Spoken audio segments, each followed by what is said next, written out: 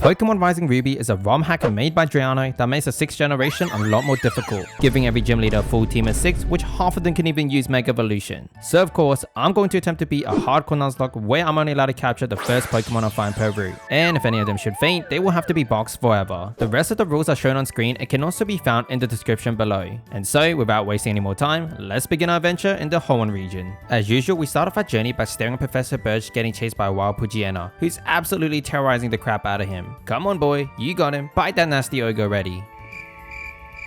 Anyway, this leads us to the starter choice. Choosing between these three was a really difficult decision. However, knowing we're gonna have to face off tough trainers like Watson, Flannery, and the whole Team Magma squad, I think Mudkip with its strong water and ground typing would certainly be the best option against them. I named this little rascal Preyas, who occupies the Jolly Nature, which is honestly perfect. Then after effortlessly defeating his main level 6 Trico, we were given some Pokeballs, meaning we can officially hit the road and assemble our ultimate team. Starting off on Route 101, I found myself Drago the Fletchling. Following, we encounter Zora, who are named Hades on Route 103, neither of which are native to Hoenn, until on Route 102 I call myself Elfin the Lotad, and Goron the Scraggy on Route 104. Ho ho ho ho, my pretty Pico is as full of energy as usual. Well, I really hope they can keep your beloved one safe then. Moving on towards Petalburg Woods, I came across our final team member, Ingram the Shroomish, after which we're confronted by our first ever Team Magma battle, and with no surprise, this pathetic grunt stood no chance at all. Even though he has an extra Pokemon, Goron can comfortably low kick the Poochyena to the Shadow Realm, triggering our Moxie ability for the physical attack boost, and 2-stab Feint Attack annihilate the normal. Once we arrive in Rustboro City, I pick up the Cut HM, which is now a 70 base power grass move. Not long afterwards, Preyas evolves into the beastly Marsh Stomp, and Elfin evolves into a Lombre. So with much preparation as possible, it's now time to challenge our first gym battle against the rock type expert, Roxanne. Her team has been drastically changed, consisting of entirely fossil Pokemon across the generations. She leads with Arcan, who has massive physical attack. Thus, to counter that, I lead with Preyas, possessing relatively bulky defense. Yet, we didn't have to take any damage at all, as Preyas managed to pull through a crit from a water pulse for the one-shot kill. Next up, she sends in Lalit, and anticipating Bullet Seed will be used, I pivot out into Gorum. But with Rocktoon being employed instead, as she most likely wanted the speed control, this was perfect since we're resistant to it. Subsequently, I deal her some minor damage with a Fake Out, as she then follows it up by hitting Gorum with some Bullet Seed, and by some, I mean 5 in a row. Not to mention, each strike was also boosted from the Miracle Seed by 20%. We barely survive and retaliate back with a Stab Brick Break to bring her to the red. Expecting a super potion, I evidently go for another pounce, draining her health considerably. Now, I know it's kind of risky, but I attempted one more hit, with each Bullet Seed doing about 6 HP of passive damage, and as long as she doesn't get more than 2 in, we should be fine here.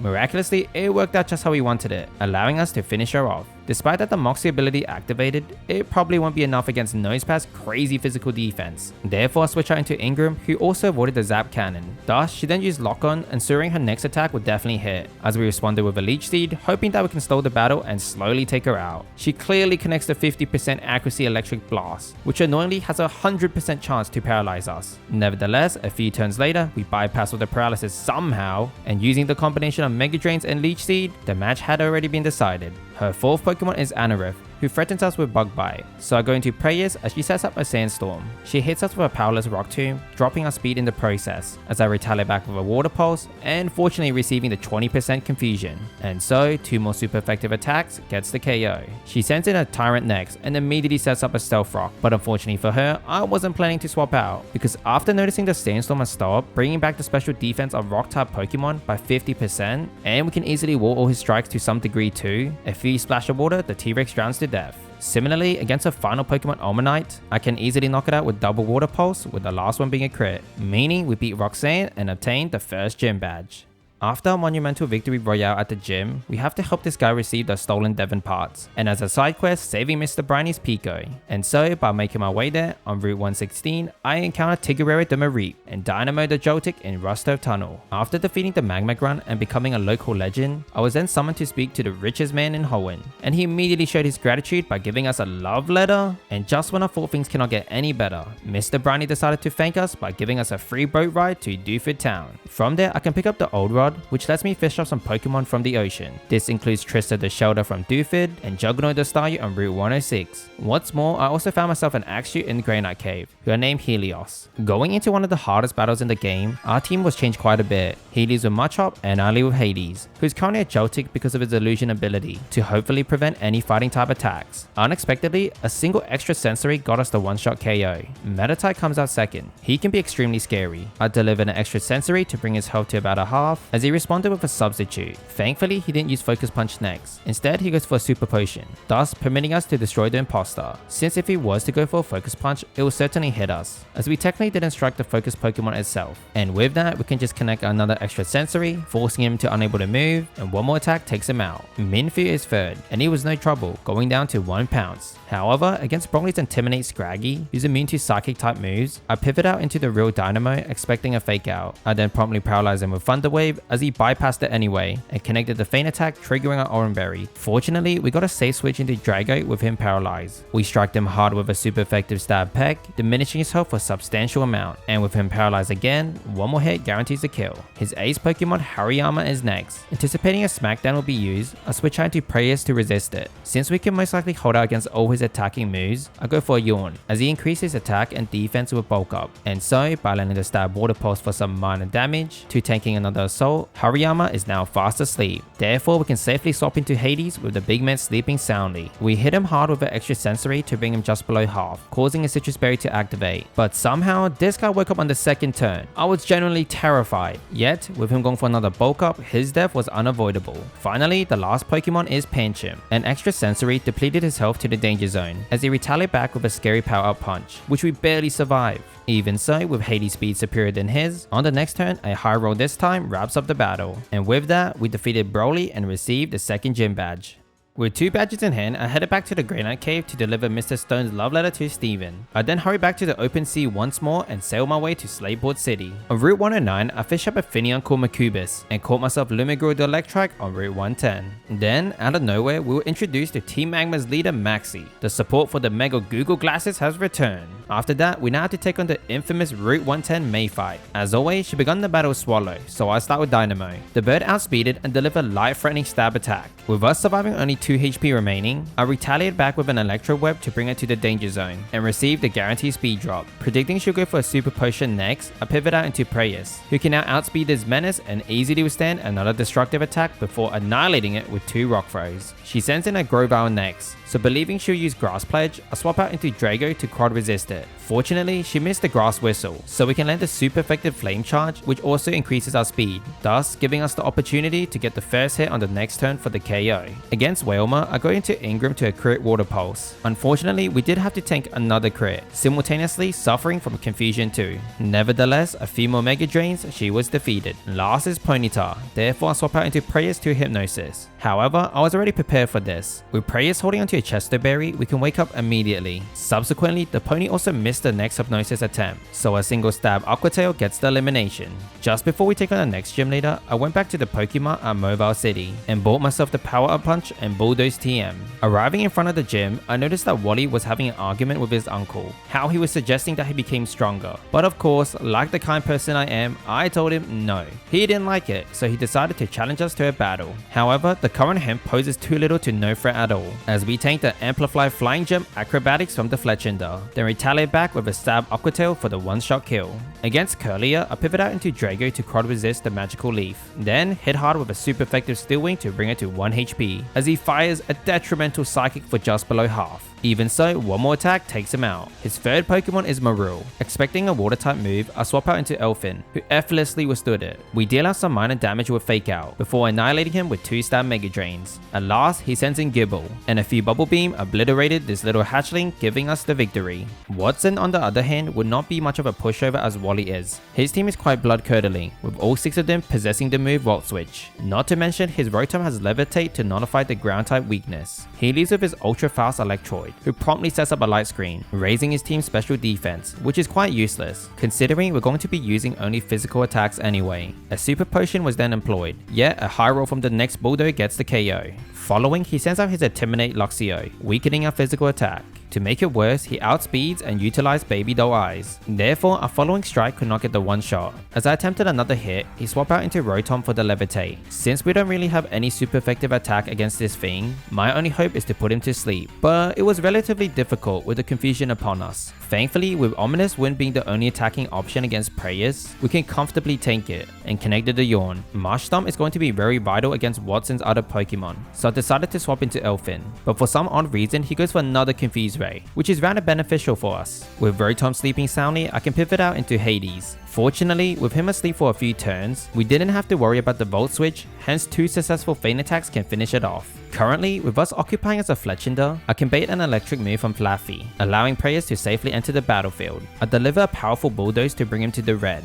as he goes for an electric terrain, raising his electric moves by 50% and preventing any Pokemon on the ground from falling asleep, which is somewhat annoying. Predicting he will heal the pink sheep, I go for a Power Up Punch instead, boosting our physical attack and then instantly eradicate the sheep with a single Bulldoze. Luxio then returns with a troublesome Intimidate and followed it up with another Baby Doe Eyes. Nevertheless, we still managed to get the one-hit KO. Watson's 5th Pokemon is his Ace Manectric. Unlucky for him, he can't really harm us, having Snow doing at best neutral damage, and so with the speed drop from the Bulldoze, we can outspeed him on the next turn to bring him really low, as he sets up another pointless electric terrain. Another Bulldoze and he's down. Magneton is last, and since he's holding onto an air balloon, I'm technically forced to use Power Up Punch, which kinda works in our favor. The Triplets moveset is honestly a pretty bad matchup against Prayers. Therefore, with the attack boost, one stab Bulldoze destroys them, and that's Watson defeated and Dynamo Badge unlocked.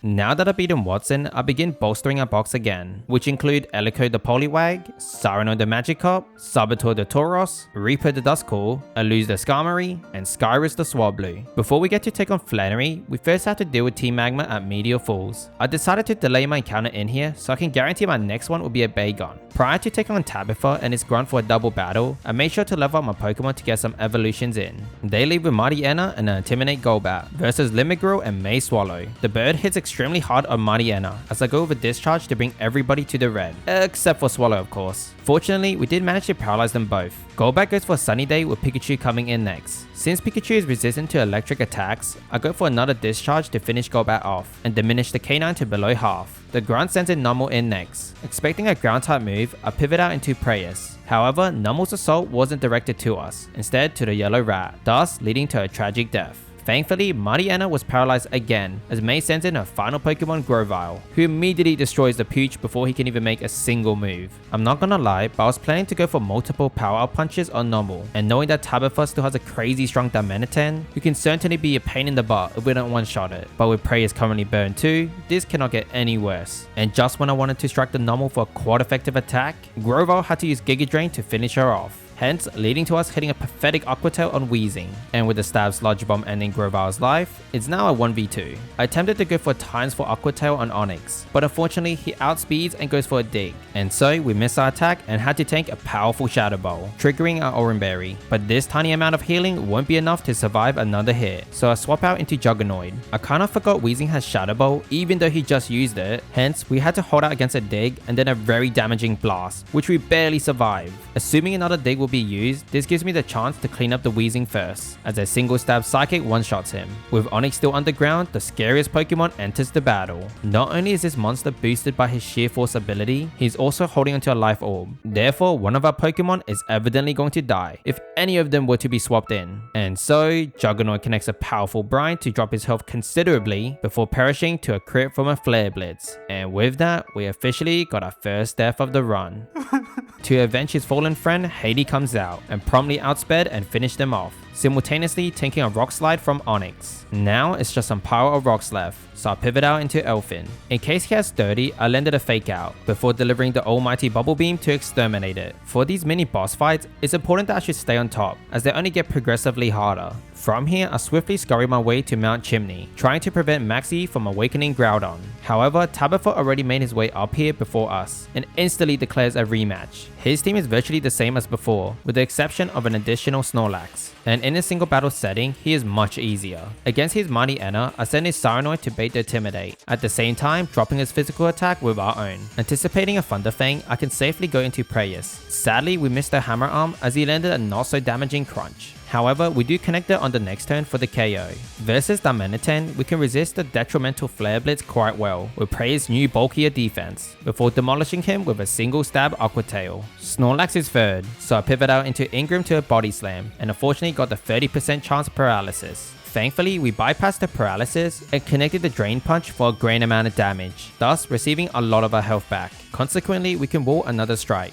then take him out without trouble. Last is Wheezing. For that reason, I swap into Hades to tank a stab sludge bomb. Yet, with Wheezing's weaker special defense, we can comfortably outspeed and one-shot him with a super effective extra sensory. After defeating Tabitha, we have our first showdown with Maxi, and he has a pretty tough team. Things start off great, with a few discharges from Limit Grill. After bypassing the confusion, we got the first kill of the match, forcing him to bring out his almighty camera up next, who threatens with Earth Power, so Saranoid joins the battle, and one quad effective Aqua Tail obliterates the camel. Third is Houndoom. With this canine occupying Thunder Fang, I go into Preyas. Thankfully, he missed the Will-O-Wisp, permitting us to destroy it with one move. However, against his Lantern, it was a different story. This is because he was holding onto a Focus Sash, surviving with 1 HP and additionally triggering his Flame Body ability. But we already knew this was coming. Sadly, we did have to withstand a terrifying Energy Bolt, leaving us with just below half health. Nevertheless, another Aqua Tail gets the kill. So with that, it's just an Eviolite Pupitar left, who promptly got shattered to pieces from a single attack. Nice one there, buddy. Heading down to Jag Pass, I found myself a Gligar, and funny enough, in this game they have a 50% chance of holding onto a Razor Fang, and so I replaced Ingram and evolved Vulcan right away into a Gliscor. It's then time to challenge Flannery and her fire types. Her team is packed with 6 overheat Pokemon and they're all holding onto a White Herb, preventing any of their stats to be lowered. She starts the battle with her Drought Ninetales, one of the biggest issues in this fight, as it gives a 1.5 boost to all fire attacks. What's worse is that all of her Pokemon also has water counter with electric moves, including Solar Beam. To counter that, I set up a Rain Dance immediately. With Elfin possessing the Swift Swim ability, we diminished the Wicked Fox's health to the red. She responded with a Hypnosis, which we were already expecting, and so 2 additional Stab Bubble Beam gets the kill. Against Houndoom, we leave it to the danger zone, as she hits hard with a scary Sludge Bomb. However, with Elfin's bulky special defense, we can narrowly withstand it. Unfortunately, we do get poisoned, thus I pivot out into Preyas to an ineffective Overheat. The Canine attempted to charge up a Solar Beam, but we interrupted with a single Aqua Tail to finish her off. The rest of Flannery's Pokemon stood no chance at all without the sun. 2 hits KO'd her Torkoal. Both Makago and Camerupt goes down to 1 hit. Delphox does manage to land a Side Shock, yet a single move wipes her too, winning us the 4th gym badge. As we exit the gym, a lovely rival May popped out of nowhere and gave us the Google Goggle glasses, meaning we can now get a fossil encounter. I decided to stick with the reliable Battle Armor Amaldo, so once I pick up the Claw fossil, I backtrack to Rossborough City to revive it into Anaruth. I also made some major changes to the team to be well prepared as possible for the fight versus my dad. This is because his team has a bunch of coverage moves on top of strong stab normal moves. Against his lead Ambipalm, I sent out Saranoid as my opener for the Intimidate, and believing he'd go for a fake out first, I can safely switch out into Vulcan. Although it was a crit and boosted by the normal gem, Gliscor's physical defense is off the chart, thus allowing us to tank all his neutral attacks and several stab earthquakes annihilate the purple monkey. Following is Exploud. Expecting a quad effective Ice Beam coming, I outspeeded him and U-turned to Preyas to comfortably tank it. I go for multiple earthquake, which thankfully did send him to the Shadow Realm. With Swordspark threatening with Horn Leech, I pivot out into Saranoid for the Intimidate. Considering all her moves are physical, we got hit by another powerful strike as I retaliate back with an Ice Fang, and luckily receiving the 10% chance freeze. And so, another pounce, she was down. Next is his Ace Slacking. This guy is incredibly powerful, but he's the laziest Pokemon for a reason. His Trying ability means that every other turn, I'm able to act freely. So I start by going into Ingram to ineffective Rock Slide. Then, during his Trying turn, I connected a Sky Uppercut for a great amount of damage. Predicting he'll use Play Rough next, I swap into Eluse who's unaffected by it, and freely land the spikes afterward. From here, it's just a very time-consuming process of swapping in and out, recognizing what type of move is approaching us to resist it, and then tacking on the Trying turn. And so, after a long period, we do ultimately destroy this menace without losing much of our health. The Intimidate Staraptor joins the battle next, who will certainly go for a quad effective Sky Attack, which will hit right away because he's holding onto a Power Herb. Therefore, I swap into Eluse to resist it. With Staraptor only having close combat, for neutral damage at best against Skarmory, multiple stab Iron Heads destroyed him. Last is Bufalon, who's holding onto a Silk Scarf, making his head charge a serious threat. Hence, I go into Reaper to counter it. With Reaper having amazing defense, we can withstand all his other moves too, granting us the opportunity to use Will-O-Wisp after many misses. Not only that, I even confused him. However, Dusclops does reach a point where he might die from a crit, so I go into Saranoid to an extremely weak Zen Headbutt, and without doing anything, Bufalon goes down from the burn damage, slaying my father and asserting myself as the man of the house. Leaving the gym, we got stopped by Wally's dad and was given the HM plus surf. I then swam across to the other side on Route 118 and was given a good rod by a fisherman. Immediately afterwards, I was ambushed by Steven and Larias. They flew us to another tropical island where we have to take on another double battle against Team Magma. This time, we are fighting with Steven against Courtney and a grunt. With prayers out, we effortlessly tank a Mega Horn before demolishing both the Pokemon with a single Earthquake. Against Charizard and Makago, Medtank soaks up the Flamethrower, giving me the free Aqua Tail on Charizard to bring it to the red. Steven sends in Aggron next, which baits the Focus Blast so another strike can finish the dragon off. Following is Courtney's Pyroar. Unfortunately for her, Archeops promptly connected the Stab Rock Tomb to diminish it just below half health. And so we can go for an easy Earthquake and annihilate them both. Last is Zangoose, who got instantly eradicated from a boosted Acrobatics. By defeating Team Magma, we were rewarded with Latios, who's technically a valid encounter since it's the only Pokemon on the island. But because it's a legendary, I won't be using it. Steven also gives us the Mega Bracelet, thus we now have access to Mega Evolutions during battle. As we were making our way towards Fortress City, we made some vital encounters, which includes Diractor Luxio and Hawktor the Grovyle. Before we get to challenge Winona, we first have to take on another Team Magma admin. Yep, you guessed it, Tabitha has returned. He now occupies a full team of 6, which is rather scary. Versus Intimidate Mariana, I sent our Cyranoid for the attack drop, then immediately pivot out into Prayers to a Swagger, which is rather beneficial as it enhances our physical attack. So with us holding onto a Persian Berry, we can snap out of the confusion, and a single Hammer Arm crushes the canine. Gigalith is next. He has nothing effective against Swampert, but annoyingly he does have the ability Sturdy. Therefore, after tanking a superpower because of his custom berry, allowing him to hit first, a Fee Aqua Tail does take it out. The Manatee would definitely outspeed us, so I'll switch into Cyranoid for the Timidate, and we're standing a deadly Flare Blitz. Expecting a Rock Slide, I go into Falcon. We tanked another powerful strike, and one crit from a Stab Earthquake demolish him. To counter Wheezing, I U-turn into Hades, as he sets up a Toxic Spike. An extra sensory brings him to the red, as he fights back with a dangerous Sludge Bomb. Nevertheless, 2 more smack does overpower him. With Camera Up out, I swap into Cyranoid to an ineffective Flamethrower. Now, under that Camera Hub has a Focus Sash and even Rock Slide, but since we're faster than it and the Timidate already reduces physical attack, we will most likely survive it. We did, and one more quad effective Aqua Tail overwhelms him. Snorlax is last, so going to Elude being unaffected to all of his moves. 2 Iron Heads left him just below half health, as he responded with a rest. Assuming he'll use Sleep Talk, which randomly uses one of his moves, I pivot out into Ingram to a weak Crunch, and even gain some of our HP back from Poison Hill, and a Stab Uppercut can finish him off,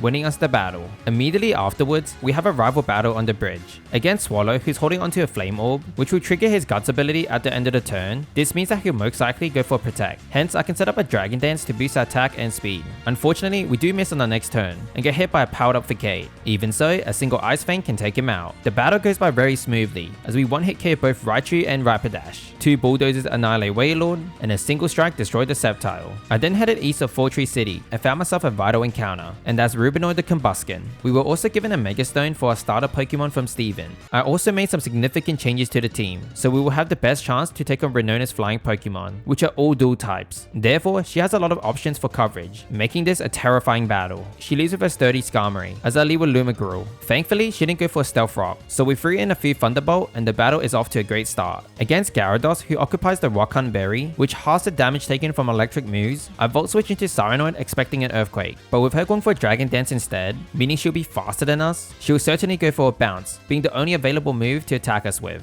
Since it's a 2-turn move, I employed 2 Dragon Dances as we'll miss our strike anyway. We tanked the incoming Pounce and then initiated the brutal Bloodbath. First up was her Gyarados, going down to a single Ice Fang. With Cyranoid's physical attack beyond belief, Honchkrow, Talonflame, and Sigilyph all fall to 1 hit. Last is Altaria, who's actually the first Mega Evolution Pokemon we have to take on. Yet, it's quite unfortunate she has to face an unbelievable threat. The Ice Fang brings her below half, and she responds with a useless Dragon Dance. We can still outspeed her, and 2 more attack wraps up the battle, winning us the 6-hole Gym Badge. With Renona defeated, from now till we face Tate and Liza, there's going to be a lot of traveling and exploring the plot of this game, meaning there's a bunch of encounters that we can get, such as Hinoid the Herdia, Frost the Frillish, Farbaros the Litwick, Linehold the Pangoro, and Fortress the Dimanitan. Before I can move any further, in Lilyco City we have one final battle with May. Similar to the previous battle with her, I lead with Cyranoid versus her Swallow. However, this time she doesn't go for Protect, as I set up a Dragon Dance. The terrifying bird connects another one, leaving us with 30 HP, before we finish it off with an Ice Fang. Then, a boosted Bulldoze from Soft Sand can one-hit KO Raichu. Against Rapidash, a single Aqua Tail annihilates her too, but we do get burned from Flame Body sadly. Wailord is 4th, so pivot out into Elfin to a Blizzard, and several stab energy bolts can effortlessly take it out. Following is Sylveon, so I'll go into a Lose to resist a Hyper Voice, and 2 stab Iron Heads can defeat it. It gets even scarier as her Mega Sceptile joins the fight. Thinking she'd go for a Focus Blast, I swap into Reaper being immune to it, but instead she goes for Grass Whistle, which luckily missed. We then confronted a deadly Energy Bolt, diminishing her health considerably, as I retaliate back with an Ice Punch, which didn't do much as I expected to. So Aluz then comes back out to quad resist the Grass move. On the next turn, I attempted a risky fly with the Reflect finally wearing off, and with Focus Blast missing, we safely flew up into the sky, dodging her incoming pounce and connected the fly to win us the battle. After defeating Mei, I set my sights on Moss Deep City and start by heading to the top of Mount Pyre, and this is where we found Maxie stealing the Red Orb to awaken Groudon's true power. I tried to stop him, but Courtney stopped me beforehand. However, this one is relatively easy in comparison to the final showdown with her in Team Magma Hideout. Cyranoid comes out for the Intimidate versus Rapidash, and predicting a Wild Charge, I get a safe switch into Preyas. Mega evolved him immediately to one-hit KO the pony. Although Charizard is faster than us still, nevertheless a stab Aqua Tail and she's gone. Against Rhyperior, who annoyingly occupies a Pasture Berry, weakening water-type moves, he barely survived. Yet, we can comfortably firm any attack with our overwhelming defense, and one more strike gets the kill. We narrowly managed to withstand a Hyper Voice from Pyroar, and a single Earthquake obliterates her and defeating Courtney. The old couple then advises me to take the Blue Orb during the search for Team Magma, so I headed to Staple City, but we were too late, as Maxie and Tabitha stole the submarine. Therefore, we now have to visit the hideout. At the end of the docks, I find Courtney once again standing in my way. She now possesses a full team of 6, and even has a Mega Evolution for a Charizard. Similar to before, Cyranoid is out for the Intimidate, then Preyas can join without trouble, Mega Evolve and straight away go for an Earthquake kill. With the Rhyperior not holding onto any berries this time, a single Aqua Tail can exterminate her. However, against Camerupt, it now has a Focus Sash, thus we have to tank an Earthquake. Even so, one more hit gets the elimination. Pyro can be a bit of a pain too, as he connects the Will-O-Wisp, halving our attack. Thus, the Earthquake could not dispatch her. With a full restore being employed, we only managed to bring her just below half health. I then pivot out into Cyranoid since the line is slightly faster than Swampert. We hold out against another Hyper Voice before ultimately destroying it with the final blow. Next is Courtney's new recruited Nidoking, who can be quite scary because he's holding onto a Life Orb. Anticipating a Thunder, I went into Falcon. We outspeeded him, direct to an unavoidable death. Next is the true monster of this battle, and that's her Mega Charizard Y. With it Mega Evolving, her Blaze ability got replaced with Drought, therefore significantly enhancing her Fire-type moves. We managed to dodge the Blazing Fire Blast and U-turn to Lumigirl. I was hoping to take it out with a Stab Thunderbolt, but unfortunately we got battered from a critical hit from a Fire Blast. I sent in Elfin in next. The Furious Dragon landed a Solar Beam, dropping her health for about a half. As I responded by setting up a Rain Dance, and the increase in our Water-type moves by 50%, I go for a Surf. But the outcome we got was not what I was expecting. Charizard survived with like 1 HP and strikes back with a super effective Air Slash, meaning Elfin goes down. But with the rain still upon, lessening Fire-type moves, Cyranoid pleasantly withstood the attack and dealt out one more hit for the KO. With the recent death of 2 of our Pokemon, Frost and Dirac joins the team. Arriving in Moss Deep City, I can pick up the Super Rod and fish up Kroganoid the Sharpedo, and he's going to be very important for the fight versus Tate and Liza. My strategy for the twins is quite simple. Since this is a double battle, I'm leading with 2 water Pokemon to double surf their lead Pokemon Lunatone and Solrock, which both are holding onto a Focus Sash. They send in Gallade and Slowking next. Assuming Slowking will hit Kroganoid with Focus Blast, and Gallade will use a quad effective Leaf Blade on Preyas, I swap into Frosh to immune it and a Lose to resist it. Weirdly enough, Mega Sharpedo was that much of a threat that both their attacks were targeted towards him. Jellicent barely hold on, and anticipating another Leaf Blade, I go into Cyranoid and use Fly for Skarmory, and thankfully Cyranoid tanked both their strikes quite well. A Stab Zen Headbutt then hits hard as I retaliate back with Bulldoze for some minor damage. Even so, a super effective Fly can finish off the Gallade,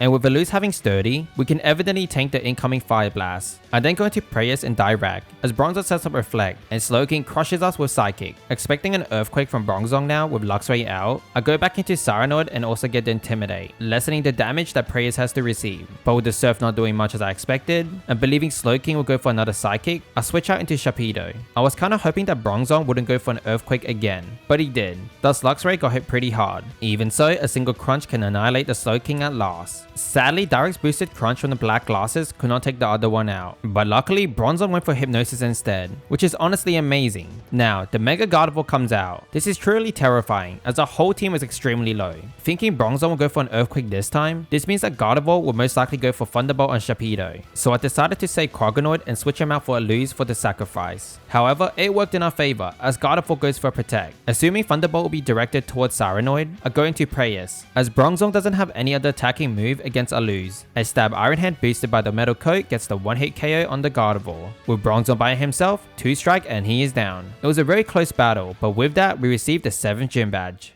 As we exit the gym, we see that Team Magma plan to dry out the ocean is in full motion. I beg Steven, the champion of the region, to deal with these environmental terrorists, but the champion kindly denies it, and instead gave us the HM dive and told us to deal with it. So with that, we can make our way down to the seafloor cavern for the last stand against Team Magma. After navigating through the cave system, I reached the end to find Maxi about to awaken Groudon. Archie and I attempted to stop him, but he refused and demanded for an all-out war battle. Against his speedy Crobat, I go with Cyranoid, thinking he'll certainly set up the Sunny Day first as he's holding onto a Heat Rock. I went with a Dragon Dance, but instead we had to hold out to a powerful Brave Bird. He does use it on the next turn, yet a single super effective Ice Fang with an additional crit can get the easy KO. This baits in Tyranitar in next. Unlucky for him, he also removed the Sunny Day because of his Sandstream ability, which is honestly perfect, so anticipating a Stone Edge, I pivot out into Preyas to resist it. I then Mega Evolve into Mega Swampert, and one stab Earthquake demolishes him. Houndoom was no trouble either, going down to one hit. He sends in Chandelure in next, who has Energy Bowl, and a Focus Sash to prevent the one-hit KO. Therefore, I go into Aluz being unaffected by Grass move. And since the Sandstorm hits Chandelure, the Focus Sash cannot save him. So expecting a Fire Blast, I switch into Preyas to comfortably tank it, and a single Earthquake gets the kill. Similarly, versus Claydol, he falls to an Aqua Tail. Last is his Camerupt, who's rather disappointing, as his speed is even slower than before when it wasn't Mega Evolve.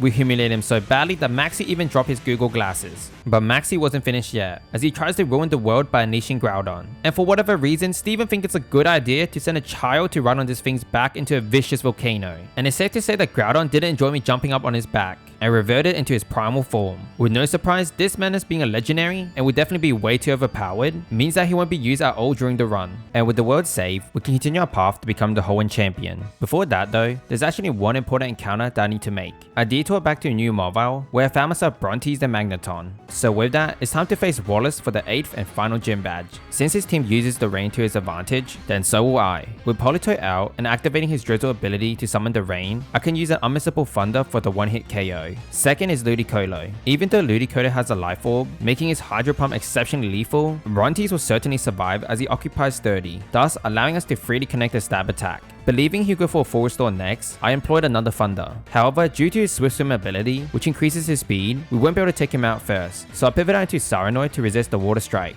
With Gyarados tanking the pounce relatively well, I go for a Dragon Dance to prepare for his Kingdra. I honestly thought that we can outspeed him with a speed boost, but we didn't. Thankfully, he missed the Hydro Pump, giving us the opportunity to finish him off with an Ice Fang. Unfortunately, Starmie, who's in next, also has Thunder, and can potentially outspeed us. Hence, I needed to make a safe switch into Preyas. I immediately Mega Evolve him, but Starmie's speed was still more superior, so we got hit harder with a boosted Hydro Pump, draining our health for a considerable amount. The Earthquake does manage to bring him to the red, so anticipating a full restore be used, I go into Hawkdoor. Subsequently, a single Giga Drain, which is also enhanced by a Miracle Seed, obliterates him. Fourth is Kingdra. It was kinda risky as she has Ice Beam, but I landed a Dragon Pulse to bring her just below half, and barely survived the blast. But with us faster than her, one more strike gets the kill. Milotic comes in, and this thing has Ice Beam as well. A Giga Drain sadly couldn't get the one-hit KO, due to her greater special defense. Although we gained some health back, our next attack probably won't be enough, so I swap into Direct, who surprisingly took the hit quite well. Following, she uses Protect to stall the battle, trying to achieve some HP back from the leftover, but nevertheless, a Volt Tackle cleans up the mess. Last is a Swampert, and predicting an Earthquake, I go into Cyranoid, simultaneously dropping his physical attack with Intimidate. Then, with Stone Edge approaching, I go into Preyas to effortlessly withstand it. With Sceptile being extremely low, and basically being the only counter against this menace, I have no other choice to sacrifice someone on the team.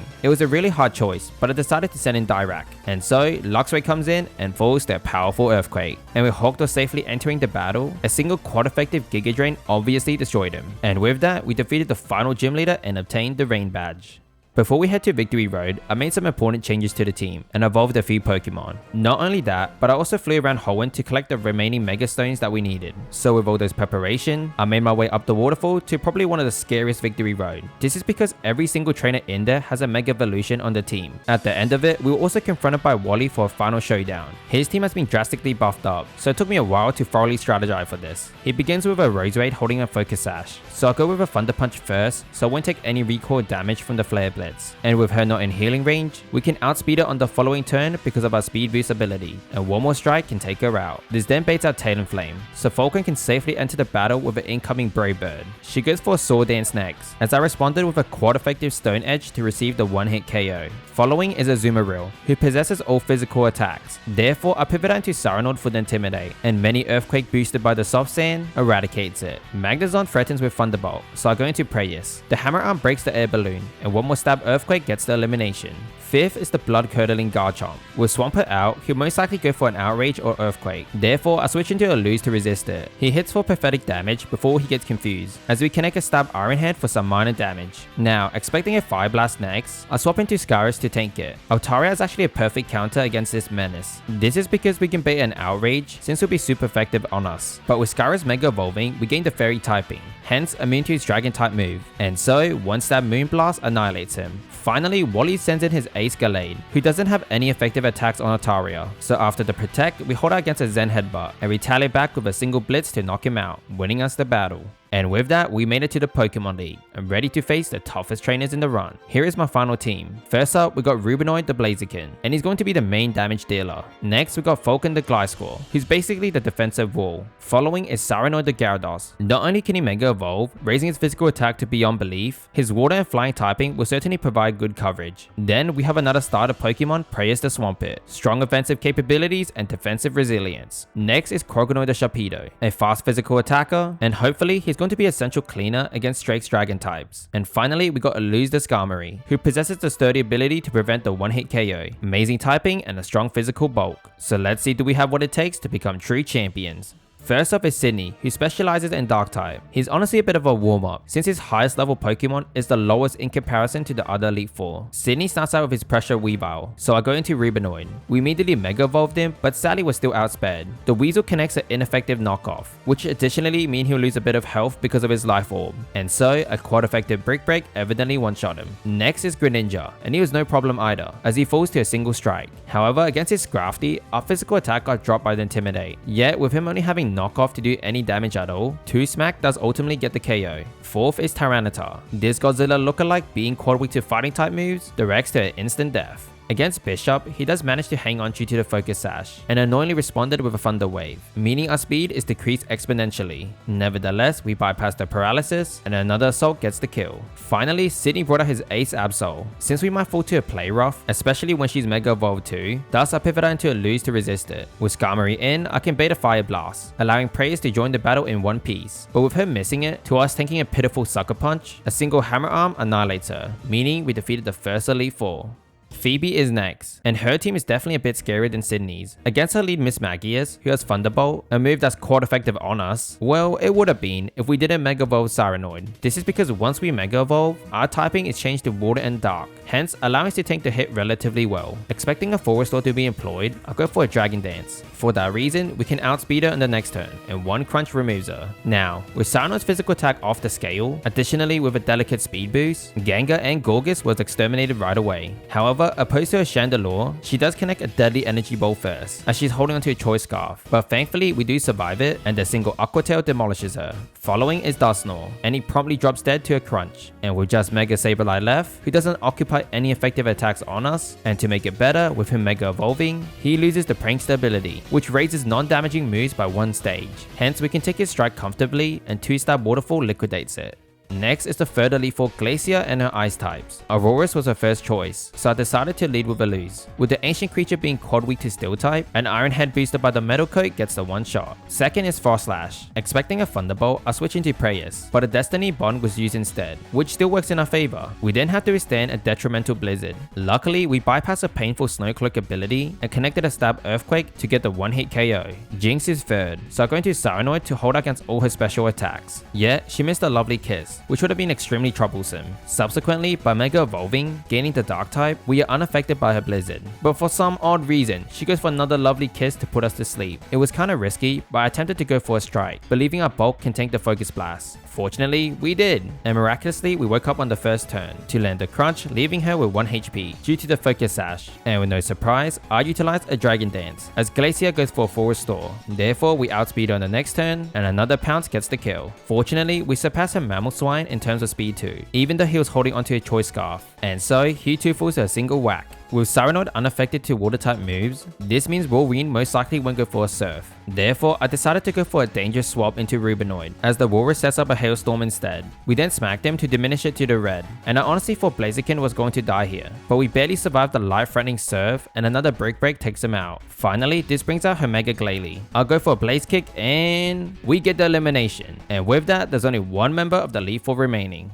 It's now time for the true test of the whole Elite Four versus Drake and his fearsome dragons. This man has a lot of extremely fast creatures, so this is going to be very terrifying. He leads with Hydreigon and I lead with Rubinoid. I'm not gonna lie, but I really thought Blaziken's speed is greater than his, but unfortunately not, as we barely survived the Draco Meteor. Yet, the Brick Break does reduce him into the danger zone. Since it's the end of the turn, our speed does go up by 1 stage, make it 2, as he goes for a full restore next, and another whack does ultimately get the KO. Following is Kingdra. Anticipating a Surf, I pivot out into Prayers. With our immense special defense, we can hold out against the powerful Meteor Shower, then responded with Double Stab Earthquake enhanced by the Soft Sand to get the kill. Third is Dragoji, and he immediately falls to a single Earthquake. With Flygon next, who's certainly faster than us because he's holding onto a Choice Scarf, I switch into a Lose to effortlessly tank an ineffective Outrage. Now, with him locked onto Outrage, I go for 2-stab Iron Heads to annihilate him. Mold Breaker Haxorus is 5th, and sadly for him, we're either resistant or immune to all of his attacks. Thus, a few Blitz does bring him to the danger zone. But with a Lose being too low in health, and the Reptile is certainly faster than us, I swap into Kraganoid and promptly Mega Evolve him into Mega Sharpedo. Even so, our Ice Fang only brought him to the red once again, as he retaliates back with a very damaging Outrage. Nevertheless, one more strike, we receive the KO. Finally is his Ace Salamence. Against this Menace, who dropped a physical attack with Intimidate, I still attempted to one-shot him with a quad effective Ice Fang, but sadly we only managed to bring it just below half. However, with him missing the Dragon Rush, I cannot be any happier. Well, actually, I take that back. I kinda forgot that Salamence speed changes on the following turn after Mega Evolve. I send in Cyranoid for the Intimidate, taking the attack effortlessly, and the quad effective Assault wraps up the fight. Therefore, we defeated the final Elite Four. And just like that, the only man standing between us and the Hall of Fame is Steven Stone. Not only does he have his usual Mega Metagross, he now possesses a mythical Pokemon Diancie. He might be the strongest trainer right now, but my team and I will do the utmost to steal his champion title. It's time we face our final opponent of the run. The key to winning this fight is getting off to a strong start, and honestly I can do that perfectly against his lead Skarmory, with Cyrano out first for the Intimidate. As a result, the bird's physical attack being weakened correlates to his only attacking move Brave Bird poses no threat at all, granting us the opportunity to use a total of 4 Dragon Dances as the Steel Bird initiated with some setup moves, then deal us some pathetic damage against our extraordinary wall. And so, we bypass his sturdy ability because of the recoil damage from Brave Bird, and a single Aqua Tail can take him out. As if that wasn't enough, his mythical Pokemon Diancie, who we were so scared of in the beginning, it too falls to an unnecessary crit from a powered up waterfall. However, against his Aggron, it was quite a pain in the butt. He survived our assault because of the Focus Sash, then retaliate back by paralyzing us with Thunder Wave. Afterwards, Steve employs a full restore, so we thankfully managed to avoid the paralysis, and one more hit gets the KO. Fourth is Aerodactyl, who occupies crazy speed, and with the paralysis halving Cyranoid's speed too, I pivot out into a Lose to resist her smack with our bulky physical defense. And since we can tank another one, leaving us with just below half health, I fight back with a Stab Iron Head for the one-hit kill. Claydol comes in next. Anticipating he'll use either Reflect or Light Screen first, since a Lose is immune or resistant to his other moves, I can safely switch into Prayers. 2 Waterfall brought his health to like 1 HP, as he hit us with several formidable Psychics, and with Prayers HP below a third, this triggers his Torrent ability. Therefore, another double Cascade can take it out. Last is Steven's Mega Metagross. Now, the only plan I have against this beast is to bait in a Hammer Arm, leading to him dropping his speed by 1 stage, which should be more than enough for Rubinoid to come in and outspeed for the KO. Hence, Prayer connects an Earthquake before falling to a Zen Headbutt, which isn't what we wanted. With Gyarados being weak to fighting type attacks, he might be a good bait, and we guessed it right, but sadly miss. Nevertheless, we do land a crunch to leave him just below half. He delivers it on the next turn, simultaneously dropping his speed. Yeah, this does mean Cyranoid will also go down too. However, his noble sacrifice was not wasted. With Rubinoid in, I go for the final Blaze Kick and defeated the almighty Metagross. So with that, we defeated Steven and became the champion of Hoenn. And so, I done it. I beat a Pokemon Rising Ruby Hardcore Nuzlocke. Even though it took me a very long time to complete, I truly enjoyed every single moment of it. I had a great time revisiting Hoenn again, and using Pokemon that I usually don't use. So if you guys would like me to be another Romhack or any other type of runs, let me know in the comments down below. And yeah, that's all for me. Thank you all so much for watching, and until we see each other next time, goodbye.